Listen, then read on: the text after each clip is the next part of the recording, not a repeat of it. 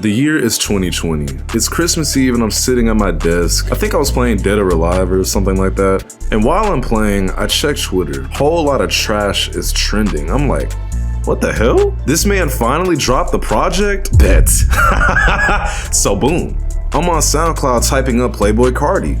It pops up. It's out. Niggas wasn't lying. First song starts playing. I can't play it because of copyright, but just imagine Rockstar made. Better yet, here, I got you. So I'm listening to this song and I'm like, wow, this is different, but why the hates? Like, the beat on the song is immaculate, and really at the time, I hadn't heard anything like it. So that kind of made me like it instantly. Not what I was expecting, but great nonetheless. But everybody else seemingly disagreed with me, at least at first. Hey man, you can stop now. Never too much. See, the thing is, the last project Playboi Carti fans got really set a tone for this man. You know what I mean? Like, just that lazy, kind of low energy, Pierre-born produced modern trap sound at the time. Keep in mind also the time difference between these two albums was at least 2 years, and as fans of Playboi Carti, it's not like you're exactly getting much information from him in between project releases. You get the occasional weird cryptic tweet, the occasional fit pic. If you're really lucky, you may get a video of him or a damn snippets. My point being, Carti likes to starve his fans a lot. And because he starves his fans so consistently, you know, he had a split down the middle when this project came out. A, nobody knew what to expect from Carti, which in turn raised the anticipation and the hype more.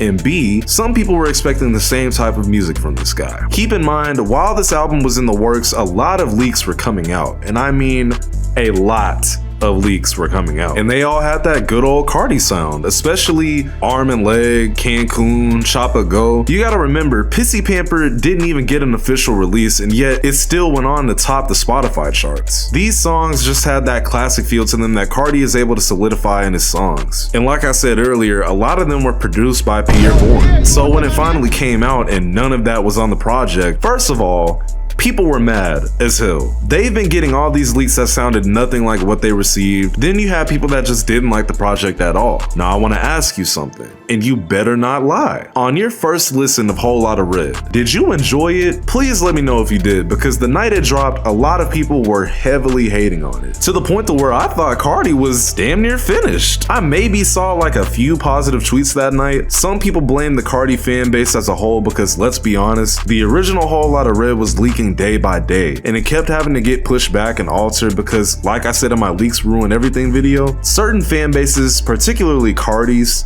don't know how to wait for music. Actually, that's just a lot of music in general. Y'all niggas don't know how to wait. I can't even blame them though. Look at y'all, 3 years later, still waiting on a damn album. I almost feel bad. But with Whole Lotta Red getting so much hate at first, it makes me think about something. I feel like if he dropped the original version of Whole Lotta Red, what people call V1 or whatever, with those side after leaks on it, people probably would have immediately loved it, but I feel like there also would have been people that were mad that they waited so long for something that they were already expecting. You know what I mean? They would have been like, Carti is just so lazy, and we waited so long for this project, and he didn't change anything at all. It's just the leaks. What the hell? But he gave y'all something new, and you still found a way to hate on it. And you know what I would honestly say to that? Shut up. Like, what did you expect? The songs were leaking. Like, I can't stand fans of artists who don't like change. I mean, they're artists. If they made the same thing every single time, they'd eventually fall off. Look at Young Chris. I'm sorry, that's a running gag on this channel. I think Young Chris is horrible. But seriously though, being on Twitter that night was something else. And the whole time, I'm just thinking,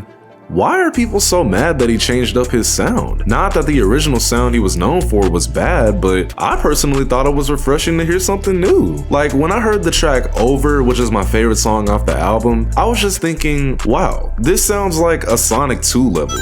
I never heard anybody rap over a beat like this in this style. Then you had all the YouTuber kids running to react to it, and they were all like, this is horrible, what is this? Seemingly just to be safe. This album is really bad. Although I was fairly nice in my review, I really had a hard time listening to 24 of this man's songs. It was really a pain getting through this thing. I would go as far as to say that his vocals are horrible overall. Not all of them, but a lot of them. And it's funny watching those videos now because you can tell they were just trying to say what their audience was thinking, because they thought everyone hated it, so they're like, okay, I can't act like I like it or I'll get dislikes. Since this is when dislikes actually showed, because most of these reaction YouTubers just like to follow trends. See, when the internet sees something that's trendy to do, and I'm sure you know how the internet works, so I really don't need to explain this, but the internet likes to hop on trends. For a quick example, people think it's cute to call themselves toxic now. Like, what the hell is that? Anyway, whoever hated on a whole lot of Red first basically set a wildfire on Twitter because the hate train was spreading fast. So fast that even minutes after it came out, people were calling it his worst album. Insane work. Like, it was very clear a lot of these people hadn't even heard the project yet, and already had their minds made up because they saw a tweet with a few hundred likes saying the album sucked. Now they're tweeting it. See what I mean? It was just a dumb trend, and it was spreading so much, in fact, that whole lot of trash was the #1 trending tweet in America that night. That's the night everyone switched on Playboi Carti. But then the most important question of the hour arises. Why is it now regarded as a classic and seemingly no one hates it anymore? How was Whole Lotta Red able to age like wine? Well, let's start with the fact that, and this is gonna sound like glazing, but I don't care, it's Playboi Carti, the same artist who was able to grow his career by doing literally nothing. The same artist who was accused of Ike Turner activities and nobody really seemed to care. In fact, he was even getting praised for it on Twitter. I still ain't forgave y'all for that, by the way. The same artist who was able to consistently lie to his fans and punch tour bus drivers. Oh, you didn't know about that? That's my point. And also, Carti gotta be in the wrong industry because why is this man always assaulting someone? Damn. My point being, Carti's fan base loves Carti. Duh.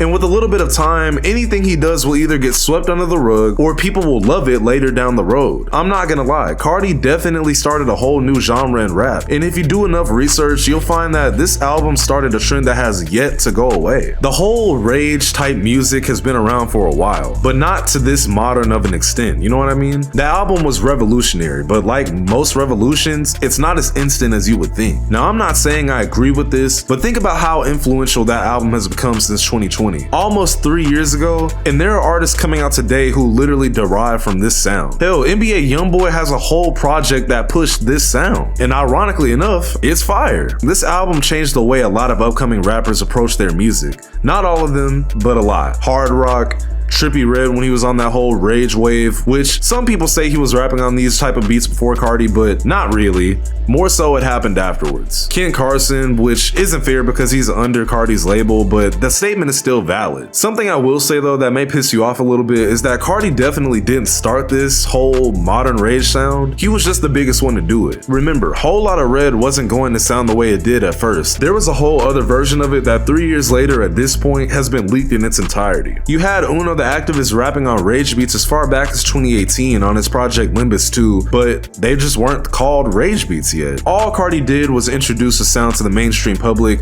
that hadn't really been heard before, and it ended with him getting his first US #1 debut. Really, a lot of what you'll hear in the underground is derived from Whole Lotta Red, whether it be the delivery style, beat selection, or just the overall energy surrounding the music as a whole. That's why whenever you hear people do weird growling noises that derive of punk originally, by the way, people are gonna say, oh, you sound like Carti. When NBA YoungBoy dropped that project I was talking about earlier, go look at the comments and you'll see people saying you want to be Carti so bad because he's the biggest one to do it. It's attached to him. That's why even though Lifeless Garments is hard, he'll always have that stigma attached to him that he's a wannabe Carti because he raps on the same type beats that Carti would rap on. And also sounds like him. But that's besides the point. The point is, this album is very influential, but the night that it came out, people tore it apart just for likes on a tweet, and those same people are probably edging to a Carti snippet right now. This video is just the ultimate glaze, huh? I don't care. I'm speaking facts whether you like it or not. I'm UVXEX. Later. Tight 12 bitches that wanna have our fucking. Tight 12 bitches that wanna have our fucking. Tight 12 bitches that wanna have our fucking. Now I'm 6 years, got big dreams. Have a lot of shit on with DJ Rennie.